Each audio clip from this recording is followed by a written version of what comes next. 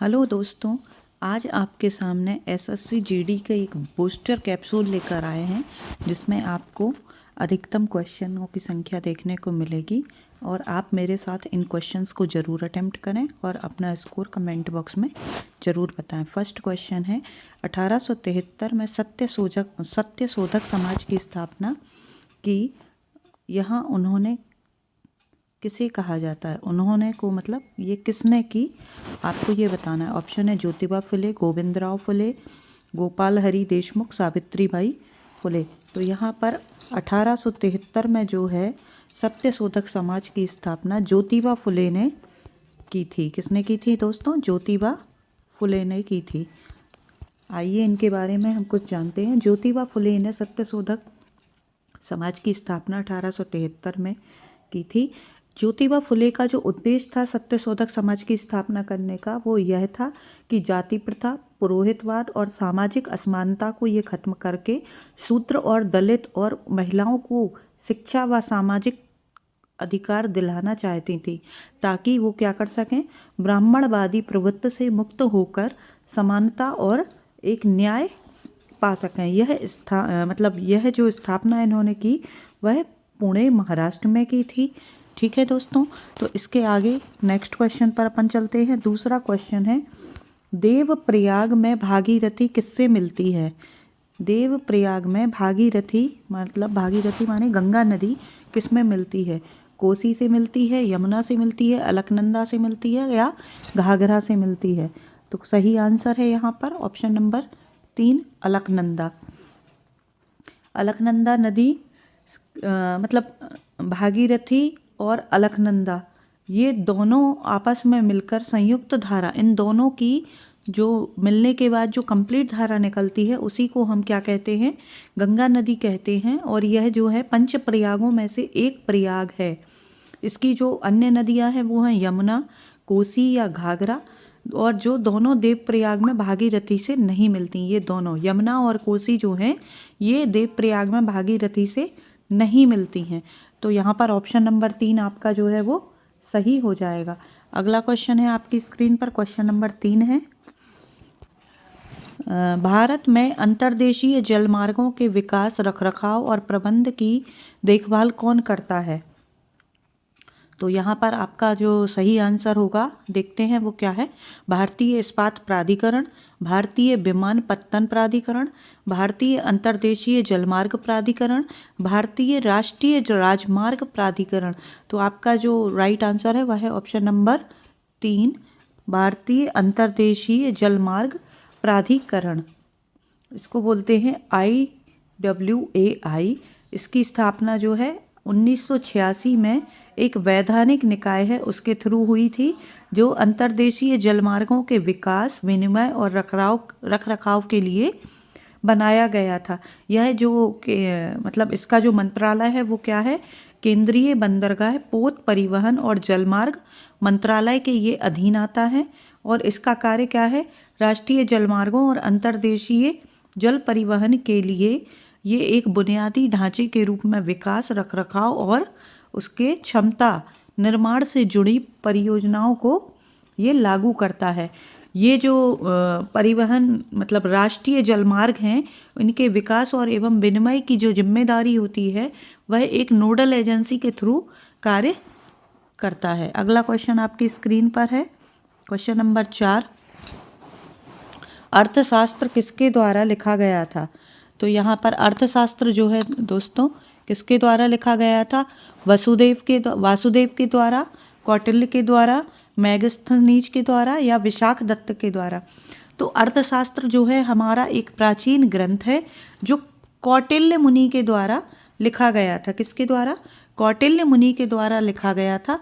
कौटिल्य मुनि को ही हम विष्णुगुप्त भी कहते हैं। क्या कहते हैं दोस्तों? विष्णुगुप्त भी कहते हैं। इन्होंने जो विष्णुगुप्त या कौटिल्य मुनि थे ये मौर्य वंश के थे। और आपने नाम सुना होगा महाराज चंद्रगुप्त मौर्य का। ये चंद्रगुप्त मौर्य के राज्य में एक तरह से प्रधानमंत्री के पद पर थे, जो राजनीति, अर्थनीति, सैन्य नीति और प्रशासन के बारे में विस्तृत जानकारी रखते थे। और यहाँ आधुनिक अर्थशास्त्र के जो जनक हैं वो एडम स्मिथ हैं और उन्हें राष्ट्रों की संपदा नामक बुक लिखी है। जो आधुनिक अर्थशास्त्र के जनक है एडम स्मिथ, उन्होंने राष्ट्रों की संपदा नामक बुक लिखी है। और कौटिल्य और चाणक्य को ही हम, चाणक्य भी इसी समय के थे, इन दोनों को हम अर्थशास्त्र ग्रंथ लिखा है और ये दोनों ही बहुत फेमस रहे हैं। अगला क्वेश्चन है आपकी स्क्रीन पर, किस खेल का मैदान प्रायः अंडाकार होता है जिसके बीच में एक आयताकार क्षेत्र होता है जो 22 गज लंबा और 10 फीट चौड़ा होता है? तो 22 गज लंबे से आपको हिंट मिलती है। 22 गज लंबा मतलब इस तरह का जो होता है, आपने देखा होगा ये क्रिकेट में होता है, पिच जो होती है वो क्रिकेट में होती है। तो इसका करेक्ट आंसर है आपका ऑप्शन नंबर 1 क्रिकेट। अगला क्वेश्चन है आपके स्क्रीन पर, भारत के संविधान का निम्नलिखित में से कौन सा अनुच्छेद कुछ दशाओं में गिरफ्तारी और निरोध संरक्षण प्रदान करता है? तो यहाँ पर करेक्ट आंसर हो जाएगा आपका आर्टिकल 22, ऑप्शन नंबर 2 करेक्ट हो जाएगा। आइए आर्टिकल 22 क्या है हम देखते हैं। यह जो आर्टिकल है 22, यह गिरफ्तारी और उसकी रोकथाम से संरक्षण प्रदान करता है। नागरिकों और गैर नागरिक दोनों को मनमानी गिरफ्तारी और हिरासत से बचाता है। कई जगह जैसे पुलिस उद्दंड होती है, किसी को भी उठा के कारावास में डाल दिया, तो ये क्या करता है अनुच्छेद 22 हमें पुलिस की इन मनमानियों से बचाता है, जिसमें मतलब गिरफ्तारी का कारण जानने और 24 घंटे के भीतर कोर्ट में पेश होने का अधिकार शामिल किया गया है। इसके जो मुख्य प्रावधान हैं वो आप थोड़ा सा सुन लीजिए। गिरफ्तारी के कारण की सूचना देना, पहले को जैसे किसी को गिरफ्तार करने पुलिस जाती है तो उसको कारण बताना पड़ेगा कि आपका गुनाह क्या है। फिर उसके बाद आपको परामर्श और बचाव का भी अधिकार है कि व्यक्ति चाहे तो अपने मतलब उसको इतना टाइम दिया जाता है कि वो अपना पर्सनल वकील हायर कर सके। फिर उसके बाद 24 घंटे के अंदर आपको कोर्ट में पेश होने के लिए समय दिया जाता है और आप उससे कैसे बच सकते हैं ये आप अपने वकील से परामर्श कर सकते हैं। तो इसका करेक्ट आंसर जो है वो है अनुच्छेद नंबर 22, ऑप्शन नंबर 2 सही आंसर है। अगला क्वेश्चन आपकी स्क्रीन पर है, क्वेश्चन नंबर 7, राजस्थान की विवाहित महिलाओं के द्वारा मनाया जाने वाला गणगौर कौन सा पर्व गणगौर है मित्रों? गणगौर वार्षिक त्योहार हिंदू किस माह में मनाया जाता है? तो गणगौर जो है वह चैत्र में मनाया जाने वाला त्यौहार है। आइए गणगौर के बारे में जानते हैं। गणगौर एक मतलब हिंदू पंचांग चैत्र और अपने इंग्लिश के महीने में अपन बोलें तो मार्च और अप्रैल में मनाया जाता है, जो होली के तुरंत बाद से शुरू होकर लगभग इसकी जो समय सीमा है वो कितनी है? 18 दिनों तक चलता है। ये लगभग आधे महीने तक गणगौर मनाया जाता है। इसमें माँ पार्वती की पूजा की जाती है और ये सभी विवाहित स्त्रियां मनाती हैं। विवाहित स्त्रियां किस लिए मनाती हैं? अपने पति की लंबी उम्र और शंकर जी और पार्वती जैसे हमारी जोड़ी बनी रहे उसके लिए ये मनाती हैं। कुछ कुंवारी कन्याएं भी ये त्यौहार मनाती हैं। वो इस मनोकामना से मनाती हैं कि उनको अच्छा वर मिले। जैसे सावन के 16 सोमवार अपने यहाँ चलते हैं, ऐसे ही राजस्थान में जो है गणगौर का त्यौहार मनाया जाता है। अगला क्वेश्चन आपके स्क्रीन पर है, 2020 में ग्रीष्म पैरा ओलंपिक में किस देश ने सर्वाधिक पदक जीते थे? चीन ने, संयुक्त राज्य अमेरिका, ग्रेट ब्रिटेन या फिर रूस? तो किसने जीते थे? चीन ने, ऑप्शन नंबर 1 यहाँ पर सही है। चीन ने ये जो पैरा ओलंपिक है वो जीता था। किसके बाद जीता था? ग्रेट ब्रिटेन और संयुक्त राज्य अमेरिका का स्थान रहा था। मतलब फर्स्ट नंबर पर चीन था, उसके बाद जो थे ग्रेट ब्रिटेन और संयुक्त राज्य अमेरिका रहे। चीन ने लगातार 5 बार, कितनी बार मित्रों? 5 बार शीर्ष पर स्थान प्राप्त किया। स्वर्ण पदक इसने कितने जीते थे? 96 जीते थे और टोटल जो पदक थे वो कितने थे? 207 पदक रहे। इस प्रकार इसका करेक्ट आंसर हो जाएगा ऑप्शन नंबर 1 चीन। अगला क्वेश्चन आपकी स्क्रीन पर है, निम्न में से कौन सा अप्रत्यक्ष कर का उदाहरण है? निम्न में से अप्रत्यक्ष कर का उदाहरण कौन सा है मित्रों? तो यहाँ पर है फिल्मों के लिए निगम कर, उपहार कर, जीएसटी और संपत्ति कर। अभी ट्रेंड में जीएसटी ही चल रहा है और यही एक क्या है, अप्रत्यक्ष रूप से सरकार को जाने वाला कर है। यहाँ पर ऑप्शन नंबर 3 करेक्ट आंसर हो जाएगा। अगला क्वेश्चन है आपकी स्क्रीन पर, व्यक्तिक प्रयोज्य आय वह धन है जो घरेलू उपभोग डैश और आयकर के लेखांकन के बाद खर्च के लिए उपलब्ध होता है। तो ये क्या है दोस्तों? व्यक्तिक जो कर है, यहाँ पर आंसर हो जाएगा आपका बचत। ऑप्शन नंबर 1 करेक्ट आंसर हो जाएगा। बचत घरेलू व्यक्तिक प्रयोज्य आय मतलब प्रति व्यक्ति के उपयोग में आने वाली आय वह धन है जो घरेलू उपयोग, बचत और आयकर के लेखांकन के बाद खर्च के लिए उपलब्ध होता है।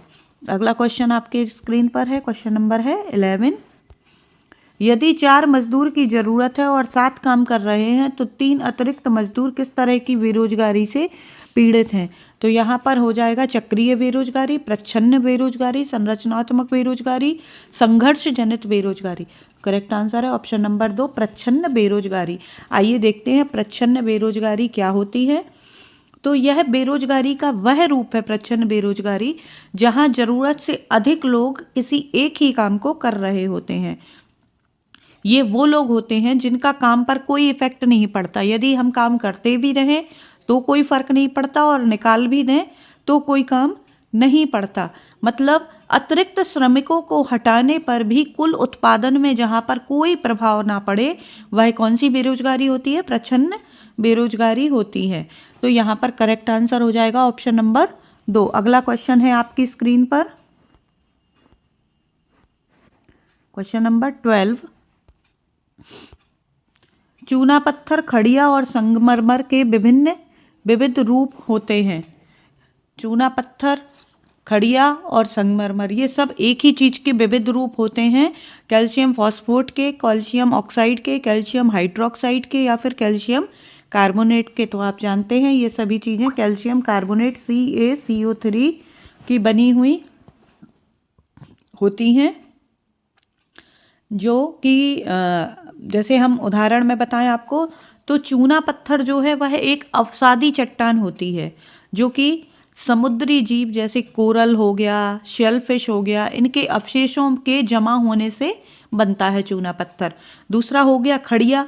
खड़िया क्या है? यह चूने पत्थर का एक सॉफ्ट रूप होता है जिसमें छोटे छोटे से छेद होते हैं जो समुद्र जीवों के अवशेष मतलब जो एक्सक्रीटरी उनका जो पार्ट होता है उससे बनता है। और मार्बल या संगमरमर जो है वह अत्यधिक दबाव के कारण मतलब चूना पत्थर पर जब अत्यधिक प्रेशर और गर्मी पड़ता है तो वह एक कायांतरित सेल में कन्वर्ट होकर क्रिस्टलीय रूप बना लेता है जिसे हम क्या बोलते हैं? संगमरमर बोलते हैं। तो यहाँ पर करेक्ट आंसर क्या हो जाएगा? Option number 4। अगला क्वेश्चन है आपके स्क्रीन पर, डॉक्टर सीवी चंद्रशेखर को डैश के उपयोग के लिए पद्म भूषण से सम्मानित किया गया था।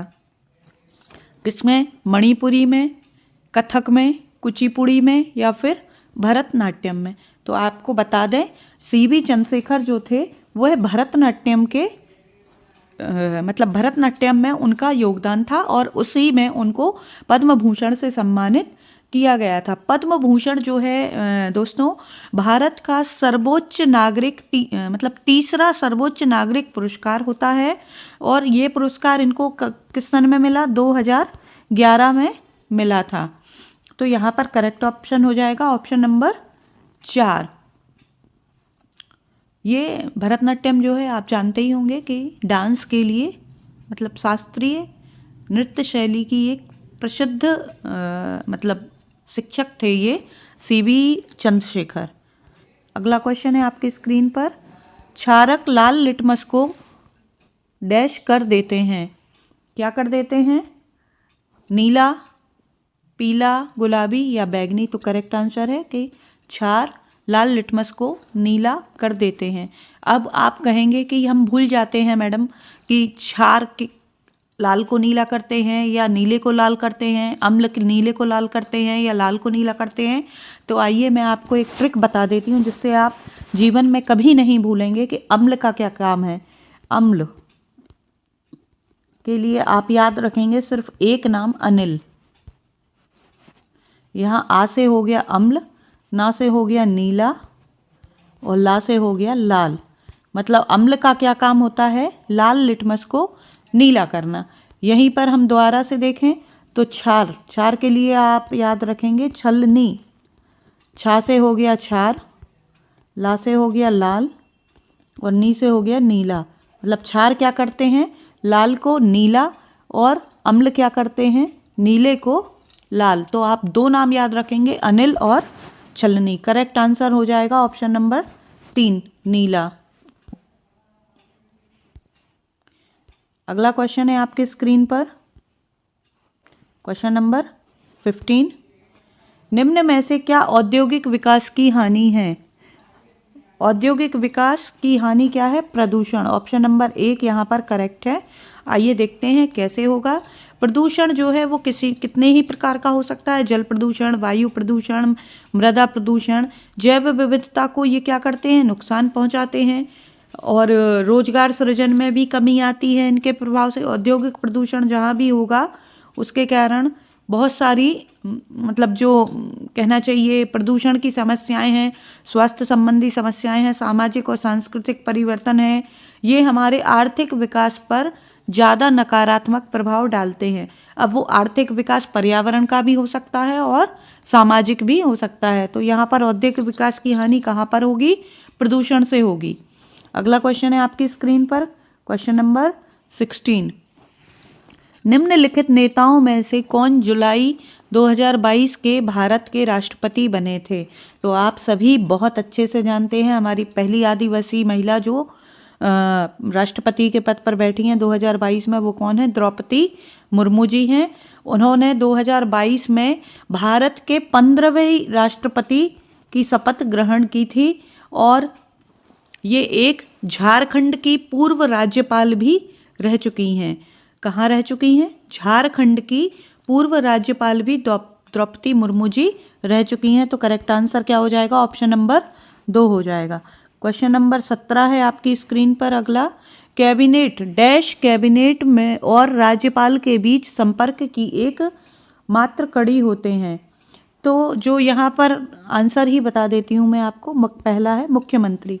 मुख्यमंत्री जो होता है वह मंत्रिमंडल और राज्यपाल के बीच संपर्क की एकमात्र कड़ी होता है, क्योंकि मुख्यमंत्री ही जो क्या करता है वो संचार करता है, सूचना प्राप्त करता है, संवैधानिक भूमिका निभाता है और मंत्रिपरिषद के सभी निर्णयों और राज्य के प्रशासन से संबंधित समस्त जानकारी जो है वो किस तक पहुंचाता है?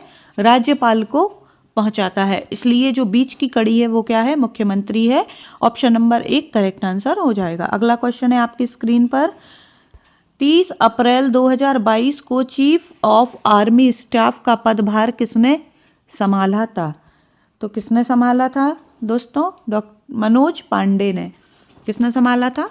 मनोज पांडे ने। मनोज पांडे जो हैं वह 29वें 29वें प्रमुख बने हैं भारतीय सेना के, और ये कोर ऑफ इंजीनियर से आने वाले पहले अधिकारी हैं जिनको यह पद मिला है।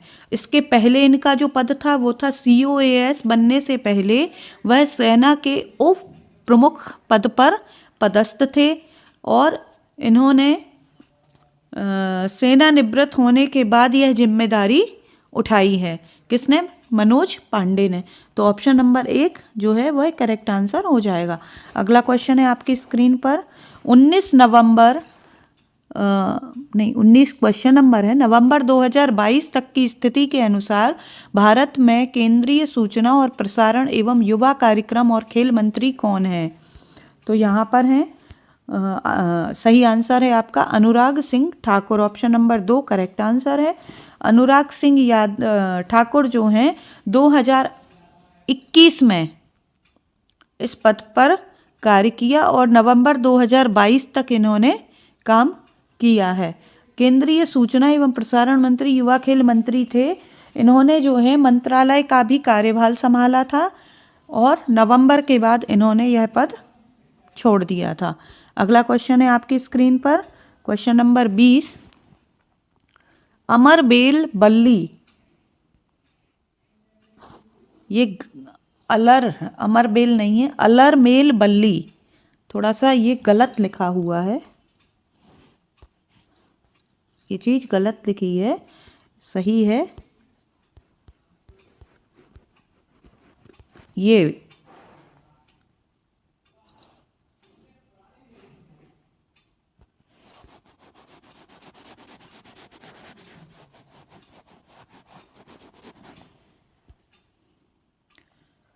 अलारमेल, क्या है अलारमेल बल्ली किस शास्त्रीय नृत्य के प्रतिपादक हैं? तो ये हैं भरतनाट्यम के।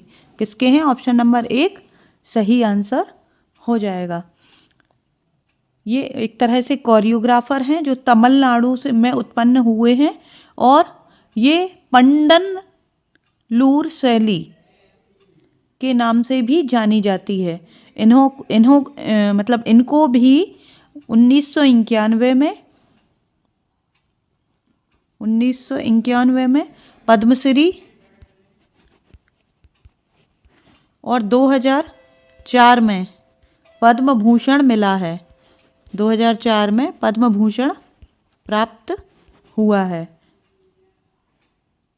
इसके अलावा 1984 में चेन्नई में the Deep Shikha dance foundation की स्थापना भी किसने की है? अलामेर मल ने की है। यहाँ पर करेक्ट ऑप्शन है आपका ऑप्शन नंबर 1 भरतनाट्यम।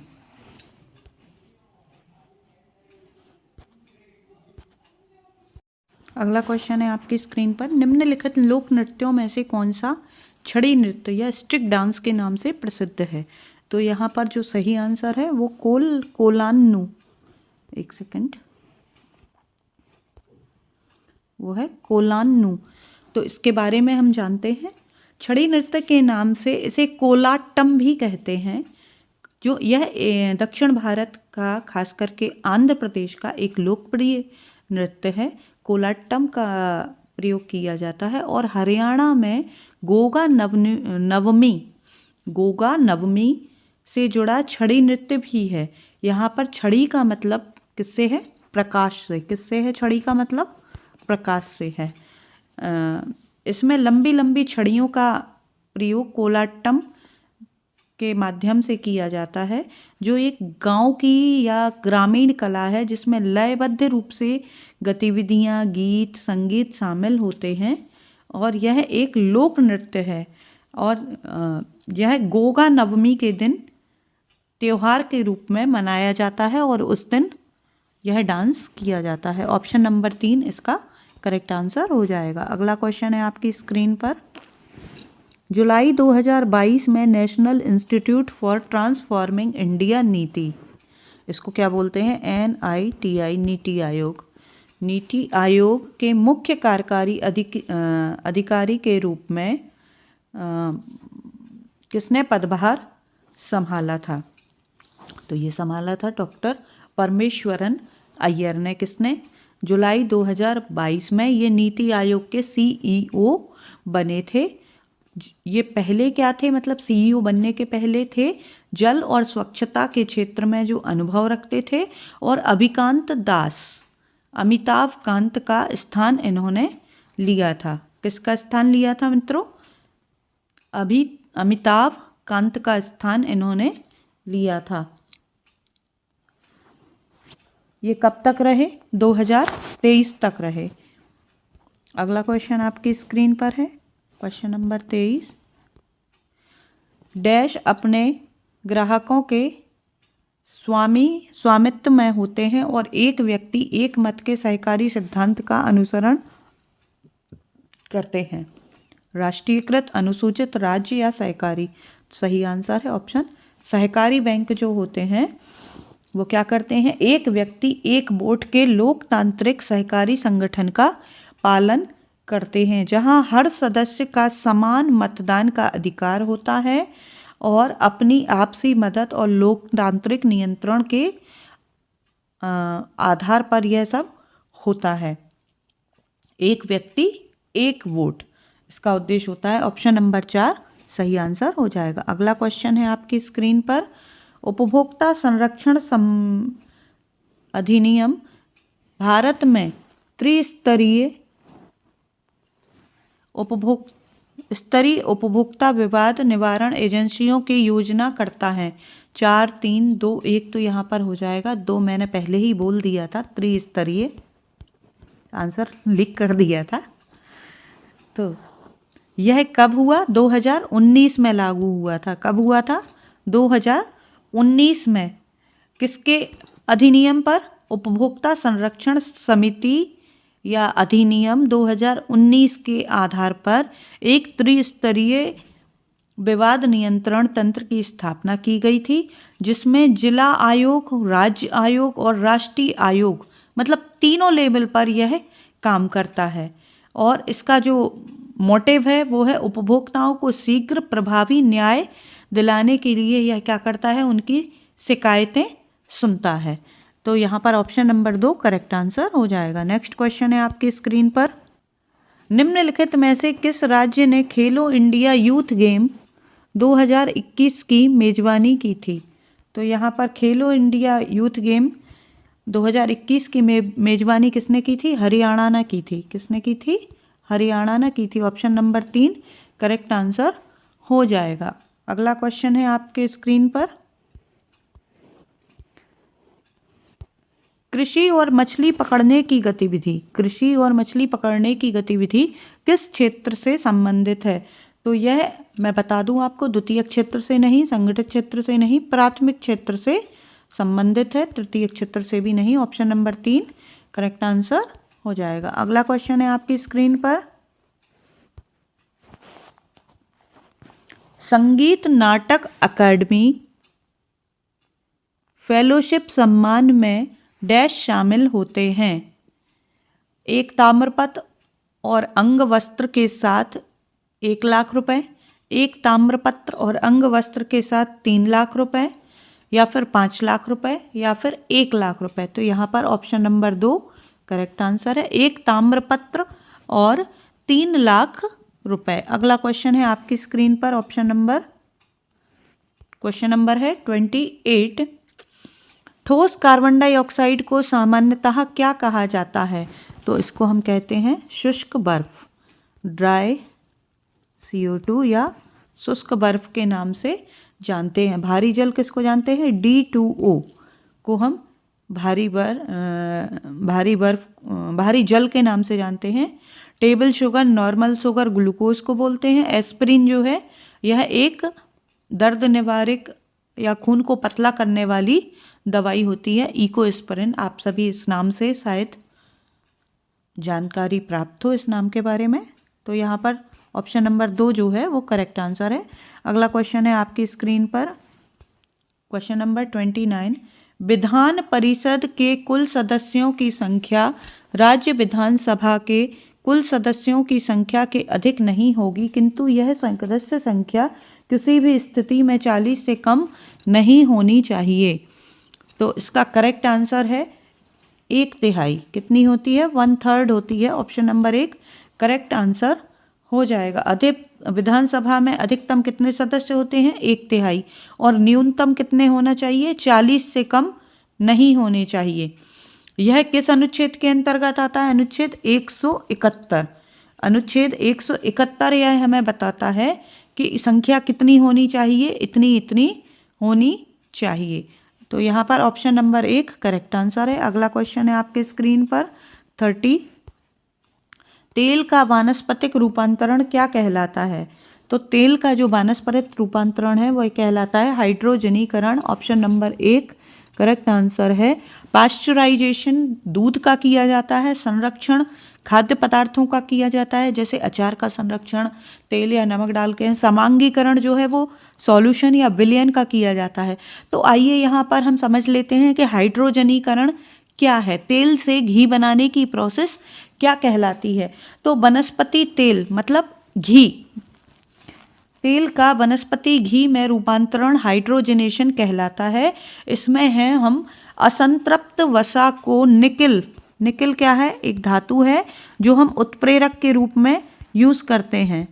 इस प्रक्रिया में हम उत्प्रेरक के रूप में किसका उपयोग करते हैं, याद रखिए दोस्तों, आपके एग्जाम में ये भी क्वेश्चन बन सकता है कि तेल से घी बनाने की प्रोसेस में किस उत्प्रेरक का उपयोग किया जाता है। तो याद रखिए किसका किया जाता है, निकिल उत्प्रेरक का उपयोग किया जाता है।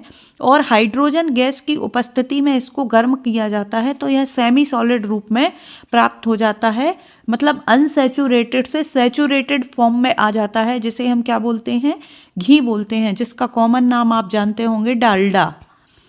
ये हम इस विधि के द्वारा ही हम तेल से घी बनाते हैं।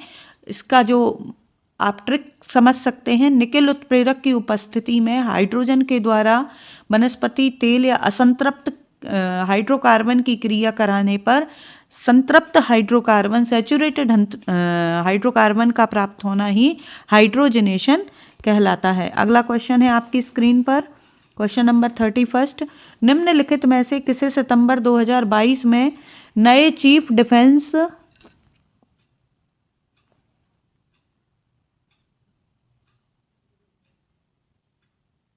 स्टाफ के रूप में नियुक्त किया गया था।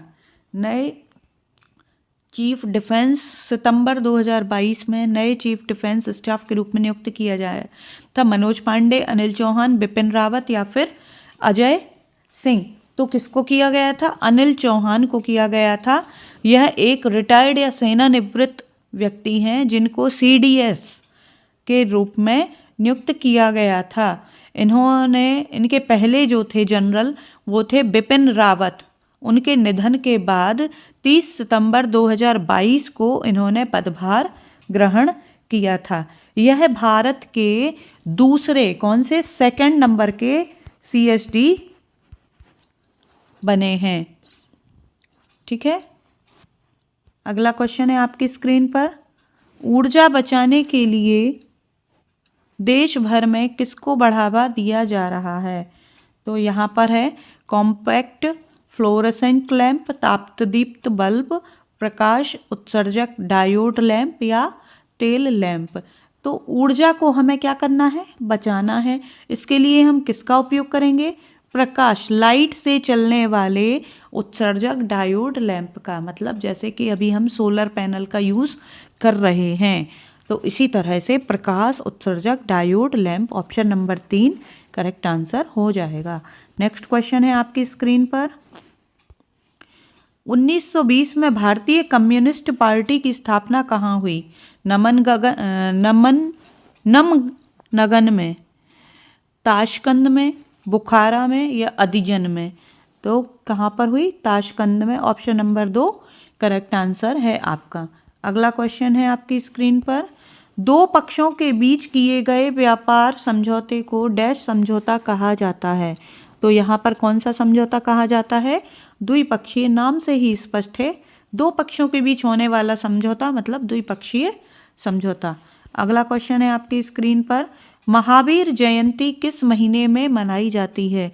तो अभी इसके पहले जस्ट जो क्वेश्चन हमने पढ़ा है गणगौर, गणगौर जब मनाया जाता है तभी महावीर जयंती भी मनाई जाती है, मार्च और अप्रैल के या चैत्र के महीने में। तो यहाँ पर है जो चैत्र का महीना है, चैत्र मास शुक्ल पक्ष, चैत्र मास की शुक्ल पक्ष की त्रयोदशी को, त्रयोदशी ये तिथि बिल्कुल निर्धारित रहती है। इसी दिन यह महावीर जयंती का जो त्यौहार है ये जैन समाज का सबसे बड़ा त्यौहार माना जाता है। तो इस दिन हम हमारे 24वें तीर्थंकर जो हैं महावीर भगवान का जयंती मनाते हैं। ठीक है, यहाँ पर ऑप्शन नंबर 3 करेक्ट आंसर हो जाएगा। अगला क्वेश्चन है आपकी स्क्रीन पर, खासी पहाड़ियों के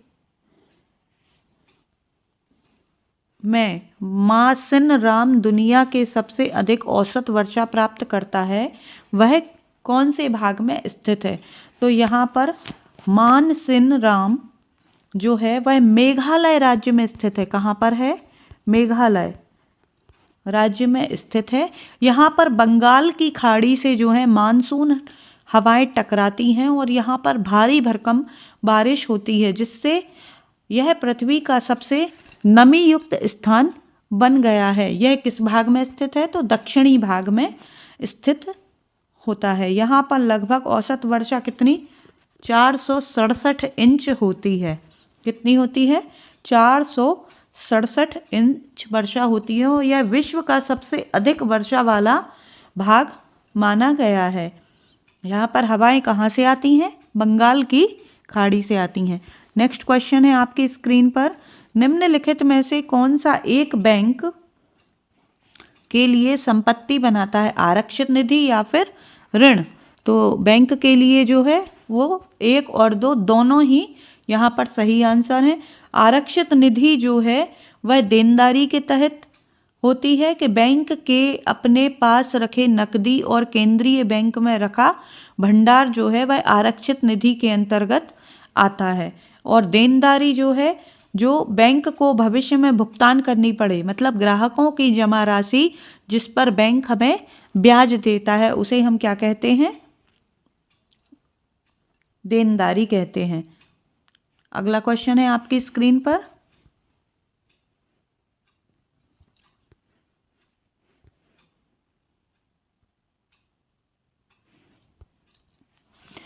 (1829) में स्थापित डैश भारत में सबसे पुराना और ग्रेट ब्रिटेन के बाहर पहला गोल्फ क्लब है।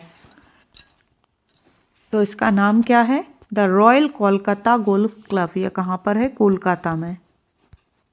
ऑप्शन नंबर 1 करेक्ट आंसर हो जाएगा। अगला क्वेश्चन आपकी स्क्रीन पर है, भारतीय संविधान का कौन सा अनुच्छेद मूल कर्तव्यों से स्वतंत्र है? तो यहाँ पर ऑप्शन नंबर ए 15A जो है वह मूल कर्तव्यों से स्वतंत्र है। 1976 में 42वें संशोधन में, कौन से संशोधन में? 42A संशोधन में संविधान के भाग 4A में यह जोड़ा गया है, जिसमें देश के प्रति नागरिकों के दैनिक दायित्वों का उल्लेख किया गया है। कौन से दायित्वों का? नैतिक दायित्वों का उल्लेख किया गया है, जिसमें मेन है कि 2002 का जो 86वां संशोधन का 11वां कर्तव्य था, उसमें 6 से 14 वर्ष के बच्चों को शिक्षा का अवसर देना जोड़ा गया था। तो करेक्ट आंसर यहाँ पर क्या हो जाएगा? 51A। जीके और जीएस की सीरीज का ये लास्ट क्वेश्चन है आपके सामने, पत्तियों को हरा रंग किस वर्णक के द्वारा मिलता है? पत्तियों को हरा रंग जो है वह किस वर्णक के द्वारा प्राप्त होता है? इसका क्वेश्चन का आंसर मैं छोड़ दूं? क्या आप कमेंट बॉक्स में इसका आंसर देंगे या बता दूं? चलिए बता ही देती हूँ। कैरेटीन, क्लोरोफिल, जेंथोफिल या फिर मेलानिन। तो पत्तियों का जो हरा रंग है वह क्लोरोफिल के कारण आता है। क्लोरोफिल फोटोसिंथेसिस की क्रिया के द्वारा अपना भोजन बनाने में हेल्प करता है, मतलब पत्तियों को हरा रंग प्रदान करता है। कैरोटीन जो है, कैरोटीन के द्वारा जानवरों के बाल, स्किन और नेल्स में पाई जाने वाली एक प्रकार की ये प्रोटीन है, यह प्लांट्स में नहीं पाई जाती। जेंथोफिल क्या है? तो यह पीले रंग का होता है। जेंथोफिल ये कैसे रंग का होता है? पीले रंग का होता है, और इसकी मात्रा बढ़ने से क्लोरोफिल कम हो जाता है और पत्तियां कैसी पड़ जाती हैं? पीली पड़ जाती हैं। मेलानिन क्या है? मेलानिन जो है वो हमारे मनुष्य और जानवरों में पाया जाता है, जिसके कारण हमारे त्वचा, आँखों और बालों का रंग जो है वह डार्क होने लगता है। मेलानिन की जब हमारे शरीर में कमी होती है तो हमारे बालों का रंग जो है वह सफ़ेद हो जाता है। लेकिन यहाँ पर हम मनुष्य के बालों का रंग या आँखों का रंग या त्वचा का रंग नहीं पूछा गया है, आपसे पूछा गया है कि क्लोरोफिल के कारण पत्तियों में हरा रंग होता है। तो यहाँ पर ऑप्शन नंबर बी जो है वह करेक्ट आंसर हो जाएगा। आप मुझे कमेंट बॉक्स में बताएंगे कि 40 में से आपने कितने नंबर स्कोर किए हैं। आपको ऐसी ही बूस्टर सीरीज प्राप्त करने के लिए चैनल को लाइक, शेयर और सब्सक्राइब जरूर करें। साथ ही साथ अभी सेशन ये ख़त्म नहीं हुआ है मित्रों, इसके बाद हिंदी के भी 40 क्वेश्चन के साथ आपके सामने आ रही हूँ। आइए हिंदी के क्वेश्चन पर आते हैं। पहला क्वेश्चन है, आग में डैश डालना। उपयुक्त मुहावरे का रिक्त स्थान की पूर्ति उचित शब्द के द्वारा कीजिए। घी, तेल, नमक या मिर्च। तो हम सभी जानते हैं ये कॉमन मुहावरा है। आग में क्या डाला जाता है? घी डाला जाता है। अपन बोलते भी हैं जब किसी की मोहल्ले में लड़ाई होती है और कोई व्यक्ति बीच में आके उचकता, अपन बोलते हैं अरे आग में घी डालने का काम मत करो। तो यहाँ पर करेक्ट ऑप्शन हो जाएगा ऑप्शन नंबर 1, घी डालना। अगला क्वेश्चन है आपकी स्क्रीन पर, निम्नलिखित वाक्यांश के लिए एक सार्थक शब्द चुनिए।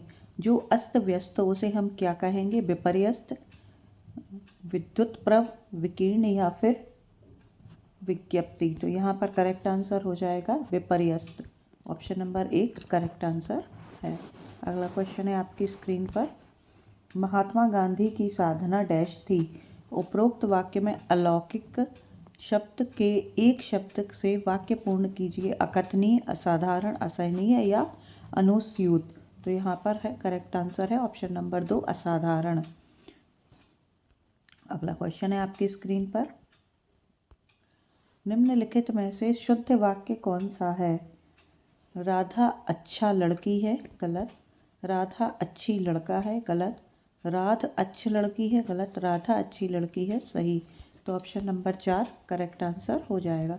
अगला क्वेश्चन है आपकी स्क्रीन पर, निम्नलिखित विकल्पों में से एक वाक्य में सर्वनाम प्रयोग संबंधी अशुद्धि है।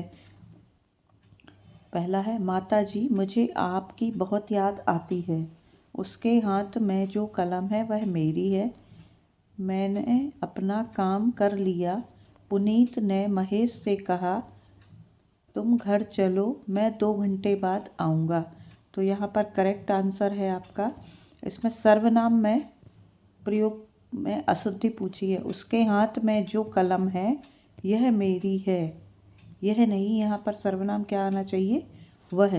तो यही आंसर करेक्ट हो जाएगा ऑप्शन नंबर 2। नेक्स्ट क्वेश्चन है आपके स्क्रीन पर, दिए गए विकल्पों में से कौन सा शब्द निम्नलिखित वाक्य में रेखांकित शब्द का पर्यायवाची नहीं है? भारतीय जनमानस के बीच माता सरस्वती संगीत कला की जननी के रूप में पूजनीय। हंसवाहिनी, बिमला, सहचरी या शारदा। तो क्या आंसर हो जाएगा इसका? सहचरी। सरस्वती मतलब सहचरी। अगला क्वेश्चन है आपकी स्क्रीन पर, कैंसर रोग बड़ा डैश है। इस वाक्य में रिक्त स्थान की पूर्ति शुद्ध शब्द द्वारा कीजिए। सुसाध्य, सुरसाध्य, दुसाध्य या दुःसाध्य। तो यहाँ पर दुह से मतलब है दुख साध्य। अगला ऑप्शन नंबर 4 आपकी सही आंसर हो जाएगा। अगला क्वेश्चन है आपके स्क्रीन पर,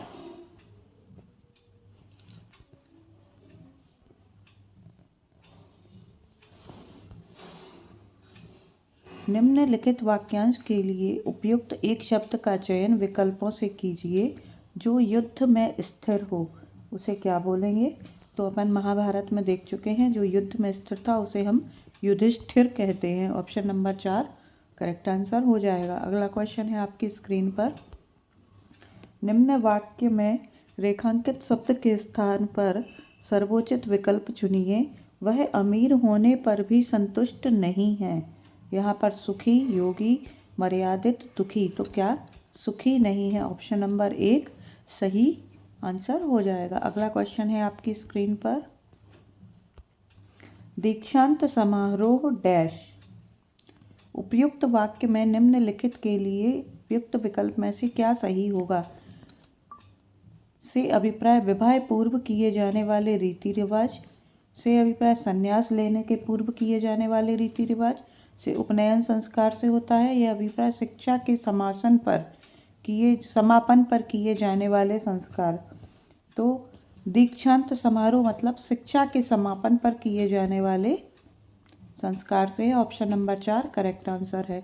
अगला क्वेश्चन है आपकी स्क्रीन पर, कुछ समय उपरांत हमारा साहित्य उच्च कोटि का था। उपरोक्त वाक्य के किस भाग में अनुपयुक्त शब्द का प्रयोग किया गया है? कुछ समय उपरांत हमारा साहित्य उच्च कोटि का था, तो यहाँ पर अनुपयुक्त शब्द है कुछ समय उपरांत। ऑप्शन नंबर 2 करेक्ट आंसर हो जाएगा। क्वेश्चन नंबर अगला है आपकी स्क्रीन पर, अनु बहुत सुंदर लड़की है। उपरोक्त वाक्य में रेखांकित शब्द क्या है? यहाँ पर रेखांकित शब्द है बहुत, तो प्रविशेषण है, विशेषण है, या विशेष है, या क्रिया विशेषण? तो ये क्या है? प्रविशेषण है। अनु बहुत सुंदर हो गया विशेषण और बहुत हो गया प्रविशेषण। यहाँ पर 1 नंबर का आंसर करेक्ट है।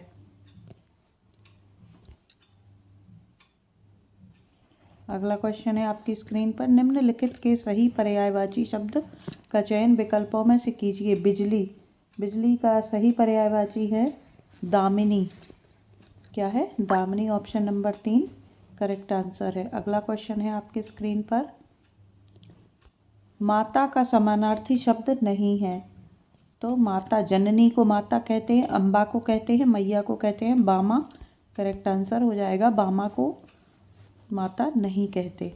अगला क्वेश्चन आपके स्क्रीन पर, क्वेश्चन नंबर है 15, निम्नलिखित मुहावरे के लिए उपयुक्त सार्थक शब्द क्या होगा? आसमान पर चढ़ना, बहुत नाराज होना नहीं, डर लगना नहीं, उड़ते रहना नहीं, अभिमान करना। ऑप्शन नंबर 2 सही आंसर हो जाएगा। अगला क्वेश्चन आपकी स्क्रीन पर है गद्यांश। चलिए इसको पढ़ते हैं। निम्नलिखित गद्यांश में कुछ शब्दों को हटा दिया गया है। दिए गए विकल्पों की सहायता से रिक्त स्थानों की पूर्ति कीजिए। प्रत्येक संख्या के लिए सबसे उपयुक्त विकल्प का चयन कीजिए। विद्या अभ्यास से डैश होती है। जन्म से ही कोई व्यक्ति किसी काम में डैश नहीं होता। अभ्यास के द्वारा जड़ बुद्धि वाले व्यक्ति सुजान अर्थात डैश बन जाते हैं। जो पहले से सुजान होते हैं, अभ्यास उन्हें और अधिक डैश बना देता है, जिससे वे कार्य में पारंगत हो जाते हैं। अभ्यास को डैश की सीमा में नहीं बांधा जा सकता। यहाँ पर रिक्त स्थान 1 की पूर्ति के लिए विकल्प, तो रिक्त स्थान 1 क्या था? विद्या अभ्यास से डैश प्राप्त होती है, डैश होती है। विद्या किससे प्राप्त होती है? तो अभ्यास से प्राप्त होती है। यहाँ पर ऑप्शन नंबर 2 करेक्ट आंसर हो जाएगा। अगला दूसरा क्वेश्चन है आपकी स्क्रीन पर, दूसरे विकल्प में क्या रखना है आपको? तो दूसरा विकल्प है जन्म से ही कोई व्यक्ति किसी काम में डैश नहीं होता। तो यहाँ पर हार नहीं, गलत। यहाँ पर ऑप्शन आ जाएगा हार गलत है, उत्पन्न गलत है, धैर्य गलत है, क्या होता? पारंगत। ऑप्शन नंबर 2 सही आंसर हो जाएगा। अगला क्वेश्चन है आपकी स्क्रीन पर, क्वेश्चन नंबर 3 के लिए रिक्त स्थान 3 है। अभ्यास के द्वारा जड़ बुद्धि वाले व्यक्ति सुजान अर्थात डैश बन जाते हैं। तो जड़ बुद्धि वाले क्या कमज़ोर हो जाएंगे? नहीं, वो तो पहले से ही है। बुद्धि गलत, अभ्यास गलत, क्या हो जाएंगे? बुद्धिमान हो जाएंगे।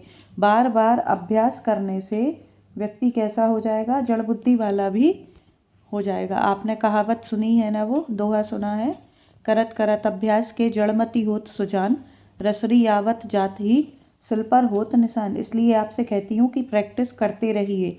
बार बार प्रैक्टिस करने से आप क्वेश्चन के आंसर निकालने में आपको देखते ही पता चल जाएगा कि सही आंसर क्या होना चाहिए। तो यहाँ पर आइए 19 नंबर के क्वेश्चन को चौथा विकल्प में देखते हैं क्या है। अभ्यास उन्हें और अधिक डैश बना देता है। क्या बना देता है? कुशल। और वो व्यक्ति कैसा हो जाता है फिर? सफल। अकुशल गलत है, मजबूत गलत है। ऑप्शन नंबर 4 सही आंसर हो जाएगा। लास्ट क्वेश्चन है आपकी स्क्रीन पर, 5वें नंबर पर है, अभ्यास को डैश की सीमा में नहीं बांधा जा सकता। मतलब किसकी सीमा में? शिक्षा की सीमा में? गलत। मात्रा की सीमा में? गलत। मजबूती से? नहीं। समय की सीमा में शिक्षा को नहीं बांधा जा सकता। अभ्यास को आपके पास जितना समय आपके पास है आप उसको अभ्यास में देते रहिए, आप पारंगत जरूर हो जाएंगे। और यदि आपको एसएससी क्वालिफाई करना है तो आपको हर समय 24 घंटे आपके माइंड में सिर्फ अभ्यास का ही मोटिव रहना चाहिए। अब आप मुझे बताएंगे कि 60 क्वेश्चन में से आपने कितने क्वेश्चन सही किए हैं। कमेंट बॉक्स में आंसर ज़रूर दें। ऐसे ही क्वेश्चन की सीरीज को प्राप्त करने के लिए चैनल को लाइक